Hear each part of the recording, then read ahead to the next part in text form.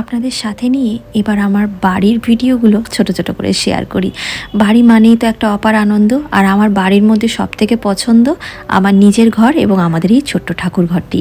এই ছোট্ট ঠাকুর ঘরটা না আমাদের আগে প্রথমে কাঠের সিংহাসন ছিল, তারপরে পরে পরে ঠাকুরের সংখ্যা এত বেড়ে গেছে আর কাঠের সিংহাসনটায় ধরছে না বলে এই বড় করে মার্বেলের সিংহাসনটা তৈরি করা হয়েছে। কিন্তু যখনই আমি দেশ থেকে বাড়িতে ফিরি, সন্ধে দেওয়া বা খানিকটা পুজো করার দায়িত্ব কিন্তু আমি নিজের কাঁধেই নিই, কারণ আমার পুজো করতে সন্ধে দিতে খুব ভালো লাগে। তার একটা বড় কারণ আছে, আপনাদের সাথে এক্ষুনি শেয়ার করছি। আগে প্রথমেই এসে ঠাকুরের খাবারের থালাগুলো থেকে নকুলদানাগুলো তুলে একটা ডিবেতে ভরে রাখলাম, থালাগুলো সাইড করে দিয়ে আগে এই জায়গাটা সুন্দর করে পরিষ্কার করে মুছে ফেলি। আসলে দেশের বাইরে তো এত বড় ঠাকুর ঘর আমার নেই, আর ঠাকুর ঘরে ঠাকুর পুজো করতে না মনটা খুব শান্তি লাগে।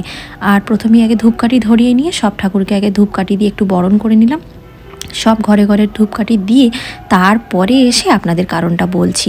আমাদের না ঠাকুরঘর দুটো জানেন, নিচে একটা ছোট ঠাকুরঘর রয়েছে। প্রথমে আগে ওখানেই ছিল, কিন্তু ওই ঠাকুরঘরটা ছোট, কোনো পুজো হলে সবাই দেখতে পেতো না, তাই শিফট করে ওপর দোতলায় করা হয়েছে। আর এই যে আসল কারণ, একটু কর্পূর দিয়ে ধুনো দিয়ে ছোবড়া ধরানো, এটার গন্ধটা যে কি ভালো লাগে। সন্ধেবেলা একটুখানি কর্পূর দিয়ে ধুনো দিলে সারা বাড়িটার মধ্যে মম করে যেন।